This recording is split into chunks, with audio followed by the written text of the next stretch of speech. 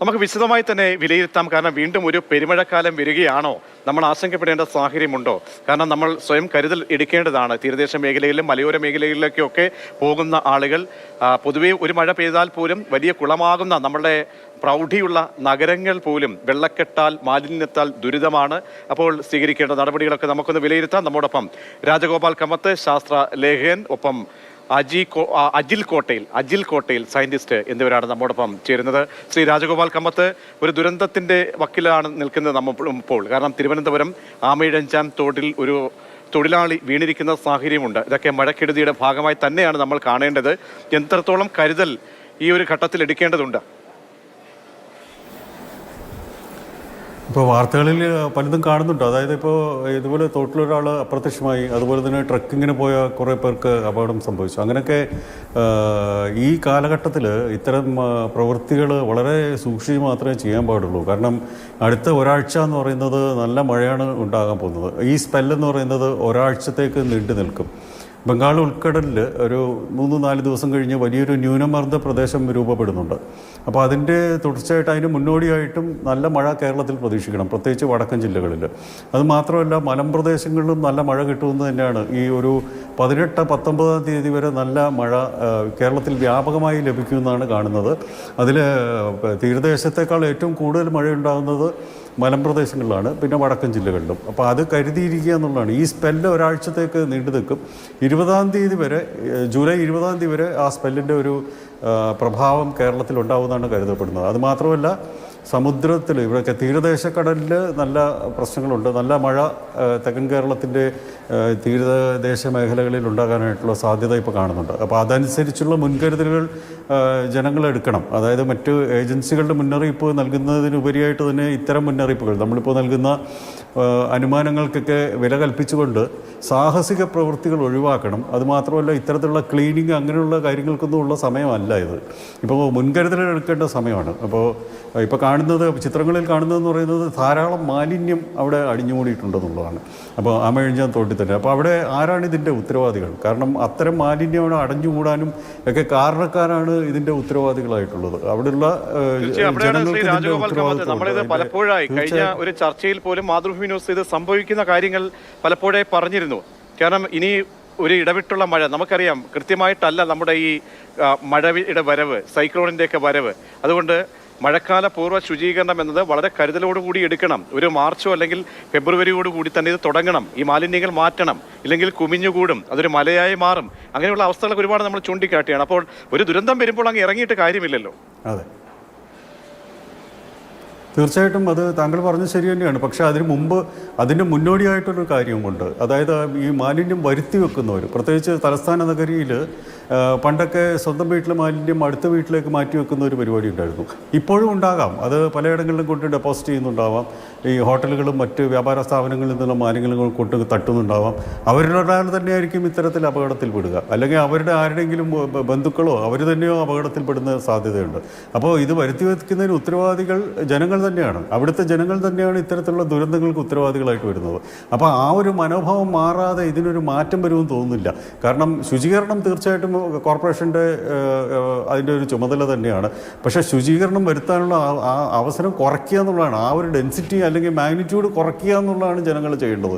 മാലിന്യം ദയവായിട്ട് റോഡിലോ തോട്ടിലോ ഒന്നും വലിച്ചെറിയാതിരിക്കുക. എല്ലാം കേരളം മൊത്തം മലിനമായിക്കൊണ്ടിരിക്കുകയാണ്. അതിൻ്റെ ദുരന്തങ്ങൾ തുടർച്ചയായിട്ടുണ്ടാവും. ആളുകൾ കൂടുന്നതനുസരിച്ച് മാലിന്യം വർദ്ധിച്ചുകൊണ്ടിരിക്കും. ആ മാലിന്യം യഥാവിധി സംസ്കരിക്കുകയാണ് വേണ്ടത്. വീടിൽ തന്നെ ഇതിനുള്ള സൗകര്യം ഉണ്ടാക്കണം. മാലിന്യം സൃഷ്ടിക്കുന്നത് കുറയ്ക്കുക എന്നുള്ളതാണ്. അതായത് ആവശ്യത്തിലധികം സാധനങ്ങൾ വാങ്ങിച്ചു കൂട്ടാതിരിക്കുകയും അങ്ങനെയൊക്കെ ചെയ്തു കഴിഞ്ഞാൽ നമുക്ക് മാലിന്യം കുറയ്ക്കാനായിട്ട് സാധിക്കും. ഗാർഹിക മാലിന്യം ഗൃഹങ്ങളിൽ തന്നെ സംസ്കരിക്കാനുള്ള അവസരം എല്ലാവരും ഒരുക്കണം. ഈ റോഡിലേക്കോ തോട്ടിലേക്കോ അല്ല വലിച്ചെറിയേണ്ടത്. അതുപോലെ വ്യാപാര സ്ഥാപനങ്ങളും ഹോട്ടലുകളും മാലിന്യങ്ങൾ ദയവായി ഇത്തരത്തിലുള്ള തോട്ടിലൊക്കെ കളയാതെ സ്വയം കരുതൽ എടുക്കണം. കാരണം അടുത്തിടെയാണ് മാതൃകയാകേണ്ട ഒരു പഞ്ചായത്ത് അംഗം വാഹനത്തിലെത്തി ഇങ്ങനെ തട്ടി മാലിന്യം കവർ കളഞ്ഞിട്ട് പോകുന്നതൊക്കെ നമ്മൾ കണ്ടതാണ്. അപ്പോൾ നമ്മൾ എല്ലാവരും ഈ മാലിന്യത്തിൻ്റെ കാര്യത്തിൽ, കാരണം ഇപ്പോൾ ഹരിതകർമ്മ സേനയൊക്കെ ഉണ്ട്, അവർക്ക് മാലിന്യങ്ങൾ വേർതിരിച്ച് ഫുഡ് വേസ്റ്റും ഒപ്പം ഈ പ്ലാസ്റ്റിക്കൊക്കെ വേർതിരിച്ച്, അല്ലാതെ വഴിയിലയിൽ കൊണ്ടിട്ട് പോകുന്നതിൻ്റെയൊക്കെ ഒരു ദുരന്തം കൂടി ആണ് നമ്മൾ അനുഭവിക്കുന്നത് എന്ന് കൂടി മനസ്സിലാക്കണം. ശ്രീ ഇപ്പോൾ കാണാതായ ആളുടെ ദൃശ്യമാണ് ഇപ്പോൾ പ്രേക്ഷകരെ കാണിക്കുന്നത്. അദ്ദേഹത്തെക്കുറിച്ച്, ആ തൊഴിലാളിയുടെ ചിത്രമാണ് പ്രേക്ഷകർ കണ്ടുകൊണ്ടിരിക്കുന്നത്. ഈ വ്യക്തി, ഈ മാതൃഭൂമി ന്യൂസിന്റെ സ്ക്രീനിൽ കാണുന്ന വ്യക്തിയാണ്, ആ തൊഴിലാളിയാണ് കാണാതായിരിക്കുന്നത്. അദ്ദേഹത്തിന് വേണ്ടിയാണ് ഇപ്പോൾ തിരച്ചിൽ നടക്കുന്നത് എന്നുകൂടി ഓർമ്മിപ്പിക്കുകയാണ്. അജിൽ കോട്ടയിലേക്ക്, സയന്റിസ്റ്റ് ശ്രീ അജിൽ കോട്ടയിൽ, നേരത്തെ ഇവിടെ രാജഗോപാൽ കമ്പത്ത് പറഞ്ഞത് വളരെ പ്രധാനപ്പെട്ട കാര്യങ്ങളാണ്. മാലിന്യങ്ങൾ അവിടെ വളരെ പ്രധാനപ്പെട്ടതാണ്. ഒന്ന്, ഈ ദുരന്തങ്ങൾ വരുമ്പോൾ നമ്മൾ പലപ്പോഴും ഈ മുന്നറിയിപ്പുകൾ എന്തുകൊണ്ട് ശ്രദ്ധിക്കാതെ പോകുന്നു? നോക്കൂ, മലയിലേക്ക് പോയിരിക്കുകയാണ് കുറച്ച് പേർ. അറിയാം നമ്മുടെ മലയോര പ്രദേശങ്ങളിലെ ദുർബലത, ഭൂമിയുടെ ആ ഒരു അവസ്ഥ. എന്തെങ്കിലും ഒരു ചാട്ടമോ മണ്ണൊലിപ്പോ ഉണ്ടായിക്കഴിഞ്ഞാൽ ആ പ്രദേശം മുഴുവൻ തുടച്ചു മാറ്റപ്പെടുന്ന അനുഭവങ്ങളും നമ്മൾ ഒരുപാട് കണ്ടിട്ടുണ്ട്. അപ്പോൾ ഒരു ദുരന്തം വന്നിട്ട് നമ്മൾ കരഞ്ഞിട്ടോ ദുഃഖിച്ചിട്ടോ കാര്യമില്ല. നമുക്ക് അലർട്ടുകൾ അതാത് നിമിഷങ്ങളിൽ നമ്മുടെ ഈ കാലാവസ്ഥ നിരീക്ഷണ കേന്ദ്രത്തിൻ്റെയൊക്കെ ഭാഗത്തു നിന്നും ദുരന്ത നിവാരണ ഭാഗത്തു നിന്നൊക്കെ എല്ലാവർക്കും മെസ്സേജായിട്ടൊക്കെ എത്തുന്നുണ്ട്. അപ്പോൾ അറിയാഞ്ഞിട്ടല്ല. ഇപ്പോൾ 24 വാഹനങ്ങൾ അവിടെ, ആഡംബര വാഹനങ്ങൾ മലമുകളിൽ കിടക്കുകയാണ്. ഇവരൊക്കെയാണ് ഈ വിളിച്ചു വെക്കുകയാണ് ബാധ്യതകൾ. അപ്പോൾ അവിടേക്ക് ഒരു കരുതൽ വേണ്ടേ? എന്താണ് അതിനൊക്കെ താങ്കൾക്ക് നൽകാൻ കഴിയുന്ന നിർദ്ദേശങ്ങൾ?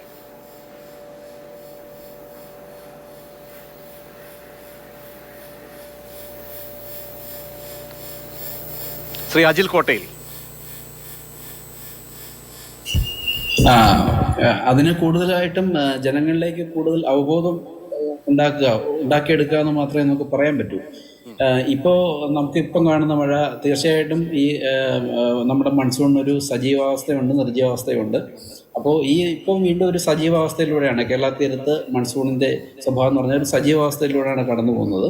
അപ്പോൾ അതിൻ്റെ കാരണമായിട്ട് തന്നെ നമ്മുടെ കേരള തീരത്ത് ഒരു ചക്രവാത ചുഴി അല്ലെങ്കിൽ ന്യൂനമർദ്ദ മേഖല രൂപപ്പെട്ടിട്ടുണ്ട്. ഇത് 10-15 കൊല്ലം മുമ്പും ഇങ്ങനെ മൺസൂണിൻ്റെ ഒരു സൈക്കിളിൽ ന്യൂനമർദ്ദ മേഖല ഉണ്ടാവാതിരിക്കാം. അതൊരു സൈക്കിളാണ്, മൺസൂണിൻ്റെ ഒരു സൈക്കിളാണ്, സ്വാഭാവികമായിട്ടുള്ള സൈക്കിളാണ്. പക്ഷേ ഈ കാലാവസ്ഥ വ്യതിയാനത്തിൻ്റെ സാഹചര്യത്തിൽ അതിൻ്റെ പ്രത്യേകത എന്ന് പറഞ്ഞു കഴിഞ്ഞാൽ ഇങ്ങനെ ഈ ഒരു സാഹചര്യത്തിൽ അല്ലെങ്കിൽ ഈ ഒരു ഇപ്പോഴുള്ള സാഹചര്യങ്ങളിൽ ഇതേപോലുള്ള ന്യൂനമർദ്ദ മേഖല രൂപപ്പെട്ട് കഴിഞ്ഞാൽ നമ്മുടെ കേരള തീരത്ത് അല്ലെങ്കിൽ കേരളത്തിൻ്റെ പ്രദേശത്ത് അതിശക്തമായിട്ടുള്ള മേഘങ്ങൾ ഉണ്ടാകാനുള്ള സാധ്യത വളരെ കൂടുതലാണ്. അത് സയൻറ്റിഫിക്കായിട്ട് പ്രൂവ് ചെയ്തേക്കുന്ന കാര്യമാണ്. അതായത് നമ്മുടെ കേരള തീരത്ത് ഒരു ക്ലൈമറ്റ് ചേഞ്ചിൻ്റെ, കാലാവസ്ഥാ വ്യതിയാനത്തിൻ്റെ സിഗ്നൽ വളരെ കൃത്യമാണ്. അത് ഒത്തിരി ശാസ്ത്രീയ പഠനങ്ങൾ അതിൻ്റെ പിന്നിലുണ്ടായിട്ടുള്ളതുമാണ്. അപ്പോൾ ഈ ഒരു പഴയ പോലെ ഒരു കേരള തീരത്ത് ന്യൂനമർദ്ദം ഉണ്ടായെന്ന് പറഞ്ഞു കഴിഞ്ഞാൽ കേരളത്തിലെ ഏത് ജില്ലകളിലാണെങ്കിലും അതിശക്തമായിട്ടുള്ള മഴ നമുക്ക് പ്രതീക്ഷിക്കാം. അതേപോലുള്ള മുന്നൊരുക്കങ്ങൾ ആണ് നമുക്ക് ഇനിയുള്ള മുന്നോട്ട് നമുക്ക് അതിനെക്കുറിച്ച് അങ്ങനെയുള്ള മുന്നൊരുക്കങ്ങളാണ് നമുക്ക് നടത്തേണ്ടത്. ഇപ്പോൾ പഴയ പോലെയല്ല. ഇപ്പം കാലാവസ്ഥാ പ്രവചനങ്ങളാണെങ്കിലും അതേപോലെ ഒരു അലേർട്ടുകളാണെങ്കിലും ഒത്തിരി ഇമ്പ്രൂവ് ചെയ്തിട്ടുണ്ട്. ഇപ്പം നമുക്കൊരു അതിശക്തമായിട്ടുള്ള മഴയുടെ കേന്ദ്രീകരണം ഏത് പ്രദേശത്താണ് എന്നുള്ളത് ഒരു 3-4 മണിക്കൂർക്ക് മുമ്പിൽ നമുക്കിപ്പോൾ അലേർട്ടുകൾ വരുന്നുണ്ട്. അപ്പോൾ ഇങ്ങനെയുള്ള സാഹചര്യങ്ങളിൽ അതിശക്തമായിട്ടുള്ള മഴ ഏത് ഭാഗത്ത് വേണമെങ്കിലും നമുക്ക് പ്രതീക്ഷിക്കാം. അപ്പോൾ ഈ അലർട്ടുകൾ, അപ്പോൾ ഇതിനെക്കുറിച്ച് കൂടുതൽ നമുക്ക് അവബോധം ഉണ്ടാക്കുക എന്നുള്ളത് തന്നെയാണ് ഏറ്റവും പ്രധാനമായിട്ടുള്ള കാര്യം. അത് നമ്മുടെ ഗവൺമെൻറ്റിൽ നിന്നുണ്ടാണോ, അതേപോലെ തന്നെ ജനങ്ങൾക്ക് അവബോധം സ്വയം ഉണ്ടാകേണ്ടതും വളരെ അത്യാവശ്യമാണ്. പിന്നെ തീർച്ചയായിട്ടും നമ്മുടെ ഇപ്പോഴത്തെ ഒരു മഴയുടെ സാഹചര്യം, മാറിയ മഴയുടെ സാഹചര്യം നമുക്ക് വ്യക്തമാണ്. അതെങ്ങനെയാണ്, അതിശക്തമായിട്ടുള്ള മഴ വളരെ ചെറിയൊരു സ്ഥലത്ത് കേന്ദ്രീകരിച്ചിട്ടുണ്ടാകാം, ഇനിയും ഉണ്ടാകും. ഇനിയുള്ള അടുത്ത സജീവ ഘട്ടങ്ങളിലെല്ലാം ഇതേപോലുള്ള മഴ നമുക്ക് പ്രതീക്ഷിക്കാം. പക്ഷേ അങ്ങനെയുള്ള സാഹചര്യങ്ങളിൽ ഈ ഒരു അരമണിക്കൂർ ഏകദേശം ഒരു 50 മില്ലിമീറ്റർ മഴയൊക്കെ പെയ്ത് കഴിഞ്ഞാൽ പ്രത്യേകിച്ച് നഗരപ്രദേശങ്ങളിൽ നമുക്ക് ഫ്ലഡ് പ്രതീക്ഷിക്കാം തീർച്ചയായിട്ടും. പക്ഷേ ഈ ഒരു വേസ്റ്റ് മാനേജ്മെൻറ്റ് ഉണ്ടാകുന്ന അപാകത അതൊക്കെ ഇതിൻ്റെ രൂക്ഷത കൂട്ടുകയാണ് ചെയ്യുന്നത്. അപ്പോൾ നമുക്കറിയാം കേരളത്തിൽ നമ്മുടെ ജനസംഖ്യ, അതേപോലെ നമ്മുടെ നഗരവൽക്കരണം, അതേപോലെ തന്നെ ഒരു അൺസയൻറ്റിഫിക് ആയിട്ടുള്ളൊരു വേസ്റ്റ് മാനേജ്മെൻറ്റ് സിസ്റ്റം. എനിക്ക് തോന്നുന്നില്ല ഇപ്പോഴും നമുക്ക് വളരെ ശാസ്ത്രീയമായിട്ടുള്ളൊരു നഗരങ്ങളിലൊരു വേസ്റ്റ് മാനേജ്മെൻറ്റ് സിസ്റ്റം കേരളത്തിൽ നിലവിലുണ്ടെന്ന് എനിക്ക് തോന്നുന്നില്ല. അപ്പോൾ അതെല്ലാം കൂടി ഇതിൻ്റെ രൂക്ഷത കൂട്ടുകയാണ് ചെയ്യുന്നത്. പിന്നെ തീർച്ചയായിട്ടും ഈ മഴക്കാലങ്ങളിലെ രോഗങ്ങളും ഇതുമായിട്ട് ഡയറക്റ്റ് അല്ലെങ്കിൽ പോലും ഇൻഡയറക്റ്റ് ആയിട്ട് നമുക്ക് ബന്ധിപ്പിക്കാൻ പറ്റും. കാര്യം ഫ്ലഡ് ഉണ്ടാകും, ഇതേപോലെ വേസ്റ്റുകളുടെ കേന്ദ്രീകരണം കൂടുതലുണ്ടാകും. അത് പല വീടുകളിലേക്ക് എത്താം, അതേപോലെ തന്നെ നഗരങ്ങളിൽ തന്നെ കെട്ടിക്കിടക്കാം. അപ്പോൾ അത് തീർച്ചയായിട്ടും ഈ രോഗങ്ങൾ ഉണ്ടാകാനുള്ള സാധ്യതയും കൂടുതൽ വർദ്ധിപ്പിക്കുകയാണ് ചെയ്യുന്നത്. അപ്പോൾ ഇങ്ങനെയുള്ള കാര്യങ്ങളൊക്കെ വളരെ വളരെ ശ്രദ്ധയോടുകൂടി ജനങ്ങളിലേക്ക് എത്തിക്കുക. കൃത്യമായിട്ട് അലർട്ടുകൾ അധികൃതരുടെ ഭാഗത്ത് നിന്ന് ഉണ്ടായിക്കഴിഞ്ഞാൽ അത് പാലിക്കുക, വളരെ കർശനമായിട്ട് അത് പാലിക്കുക എന്നുള്ളതും വളരെ അത്യന്താപേക്ഷിതമാണ്. തീർച്ചയായും. അവസാനമായി ശ്രീ രാജഗോപാൽ കമ്മത്ത്, നമുക്ക് അമരവിജയൻ തോട്ടിലേക്ക് പോകണം. അവിടെ ആ തോട്ടിലകപ്പെട്ട തൊഴിലാളിയെക്കുറിച്ച് ഒരു വിവരവും ഇതുവരെ ലഭിച്ചില്ല എന്നത് വളരെ ഗൗരവമേറിയ ഒരു വിഷയമായത് മാറുകയാണ്. കാരണം ഒരു ദുരന്തത്തിലേക്ക് വഴിവെക്കുന്ന തരത്തിലേക്ക് അവിടെ മാലിന്യങ്ങൾ പോയിട്ടുണ്ട് എന്നുള്ളതാണ്. ഇവിടെ നേരത്തെ അജിൽ പറഞ്ഞതുപോലെ തന്നെ മഹാവ്യാധികൾ അത് പല രീതിയിൽ വരികയാണ്. നമ്മൾ കോളറ നമ്മൾ അതിൽ നിന്നും നിർമ്മാർജ്ജനം ചെയ്യപ്പെട്ടു, നമ്മൾ അതിൽ നിന്ന് മുക്തി നേടി എന്ന് പറയുന്ന ഘട്ടത്തിലാണ് വീണ്ടും വരുന്നത് മഞ്ഞപ്പിത്തം, ഡെങ്കിപ്പനി ആയാലും മറ്റൊരുപാട് രോഗങ്ങൾ, എലിപ്പനിയൊക്കെ തന്നെ വർദ്ധിക്കുന്ന ഒരു സാഹചര്യത്തിൽ പനിക്കിടക്കയിലേക്ക് കേരളം പോകുന്ന ഒരു സാഹചര്യത്തിലാണ് ഈ മഴ കൂടി അടുത്ത ഘട്ടത്തിലേക്ക് എത്തുന്നത്. അപ്പോൾ എത്രത്തോളം നമ്മൾ ഈ ഒരു സാഹചര്യത്തെ ജാഗ്രതയോടുകൂടി ഭരണകൂടം കാണണം, നമ്മൾ സ്വയം കാണണം. അതെങ്ങനെയായിരിക്കണം ശ്രീ രാജഗോപാൽ കമ്മത്ത്? മാലിന്യം വലിച്ചെറിയുന്നവർ ആലോചിക്കും. കാരണം ഇത് തിരിച്ച് നിങ്ങളിലേക്ക് തന്നെ വരും,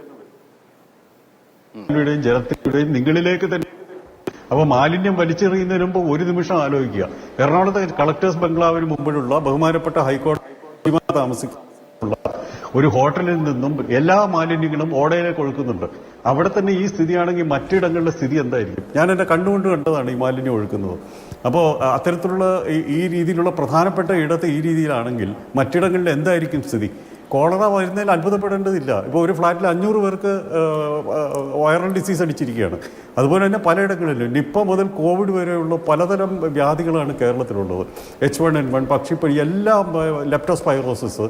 അപ്പോൾ ഇതിനെല്ലാം കാരണമായിട്ട് വരുന്നത് ഈ മാലിന്യം അടിഞ്ഞുകൂടുന്നതാണ്. അതുമാത്രമല്ല നമ്മളുടെ വനനശീകരണവും മറ്റു കാര്യങ്ങളും ഒക്കെ നമ്മൾ ശ്രദ്ധിച്ചു കഴിഞ്ഞാൽ, ജനങ്ങൾ ശ്രദ്ധിച്ചു കഴിഞ്ഞാൽ ഇത്തരം വ്യാധികൾ ഒഴിവാക്കാം. അതിനുവേണ്ടി ആദ്യം ചെയ്യേണ്ടത് മാലിന്യം ഒഴിവാക്കുക എന്നുള്ളതാണ്. മാലിന്യം പൊതുസ്ഥലങ്ങളിൽ അടിഞ്ഞുകൂടുന്നത് ഒഴിവാക്കുക. തോടുകളെയും പുഴകളെയും ഒക്കെ വെറുതെ വിടുക. ഈ തോടുകളിലൊക്കെ മാലിന്യം ഒഴുക്കുന്നത് അവിടുത്തെ മത്സ്യസമ്പത്തൊക്കെ നശിച്ചു. പലതും ഉപയോഗിക്കാൻ കൊള്ളാതെ തോടുകളായി മാറിയിരിക്കുകയാണ് പുഴകളൊക്കെ. ഇതിനെയും കൂടത്തേ ഉള്ളൂ. ഇനിയിപ്പോൾ ഇതിനൊരു കൺട്രോൾ ചെയ്തില്ലെങ്കിൽ, അധികാരികൾ ഇതിനൊരു കൺട്രോൾ ചെയ്തില്ലെങ്കിൽ, അതിന് ചുമതലപ്പെട്ടവർ തങ്ങളുടെ ജോലി ചെയ്തില്ലെങ്കിൽ ഇതിലും വലിയ കുഴപ്പത്തിലേക്കാണ് കേരളം പോകുന്നത്. ഇതിലും വലിയ പ്രശ്നങ്ങൾ കേരളം അനുഭവിക്കേണ്ടി വരും. വലിയ വ്യാധികൾ ഇനി അനുഭവിക്കേണ്ടി വരും. മ്യൂട്ടേഷൻ വന്ന വൈറസുകളും ബാക്ടീരിയകളും നമ്മളെ ആക്രമിക്കും. അപ്പോൾ അതിനിപ്പോൾ കഴിഞ്ഞ ഒരു 10 വർഷമായിട്ടാണ് ഈ രീതിയിലുള്ള വൈറൽ ആക്രമണങ്ങൾ കൂടുതലായിട്ട് വരുന്നത്. അതിന് വർദ്ധിച്ചു വരുത്തേ ഉള്ളൂ. ഈ വൈറസുകളെല്ലാം മ്യൂട്ടേറ്റ് ചെയ്തിട്ട് പുതിയ വ്യാധികളായിട്ട് വരും. നമുക്ക് ഇമ്മ്യൂണിറ്റി ഇല്ലാത്ത തരം വ്യാധികളായിട്ട് വരും. അതാണ് നമ്മൾ ആഹാരത്തിലൂടെ കടന്നു വരുന്നതും വായുവിലൂടെ കടന്നു വരുന്നതും ജലത്തിലൂടെ കടന്നു വരുന്നതും പ്രതിരോധിക്കാൻ സാധാരണക്കാർക്കാകത്തില്ല.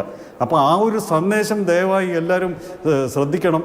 നിങ്ങൾ മാലിന്യം വലിച്ചെറിയുന്നത് ഒഴിവാക്കുക, മാലിന്യം സൃഷ്ടിക്കുന്നത് ഒഴിവാക്കുക എന്നുള്ളതാണ് ഈ അവസരത്തിൽ നൽകാനുള്ള ഒരു പ്രധാനപ്പെട്ട സന്ദേശം. അല്ലാതെ മറ്റ് ഏജൻസികളെയോ ഒന്നും കുറ്റം പറഞ്ഞിട്ട് കാര്യമില്ല. നിങ്ങൾ തന്നെയാണ് മാലിന്യത്തിന് ഉത്തരവാദികൾ, നിങ്ങൾ തന്നെയാണ് ഈ വ്യാധികൾക്ക് ഉത്തരവാദികൾ. ആ ഒരു കാര്യം മനസ്സിലിരിക്കട്ടെ. തീർച്ചയായും വളരെ അജിൽ കോട്ടയിലൊപ്പം തന്നെ ശാസ്ത്രലേഖകൻ ശ്രീ രാജഗോപാൽ കമ്മത്ത് വളരെ പ്രധാനപ്പെട്ട പോയിന്റുകളാണ് പറഞ്ഞത്. കാരണം നമ്മൾ സ്വയം കരുതൽ സ്വീകരിക്കണം. കാരണം നമ്മൾ പ്രായമായ ആളുകൾ അവർ പ്രത്യേകം ശ്രദ്ധ വരുത്തണം. നമ്മുടെ ഇമ്മ്യൂണിറ്റി, നമ്മുടെ പ്രതിരോധ ശേഷി കുറഞ്ഞു വരുന്ന ഒരു ഘട്ടമാണ്. 2 കോവിഡ് കാലത്തെ നമ്മൾ അതിജീവിച്ച ആ ഒരു ഘട്ടത്തിൽ നിന്നും നമ്മൾ മുക്തി നേടി എങ്കിൽ കൂടിയും ഇപ്പോഴും അതിൻ്റെ അവശതകൾ നമ്മെ വല്ലാതെ വേട്ടയാടിക്കൊണ്ടിരിക്കുന്ന ഒരു സമയത്ത് ഇത്തരത്തിലുള്ള പുതിയ രോഗങ്ങൾ നമ്മളെ വല്ലാതെ അപകടത്തിലേക്ക് കൊണ്ടെത്തിക്കും. മഴക്കാലമാണ്. പൂർവ്വ ശുചീകരണമൊക്കെ തന്നെ നമുക്ക് പാളിച്ചയായി മാറി. നമ്മൾ സ്വയം കരുതൽ സ്വീകരിക്കുക എന്നുള്ളതാണ്.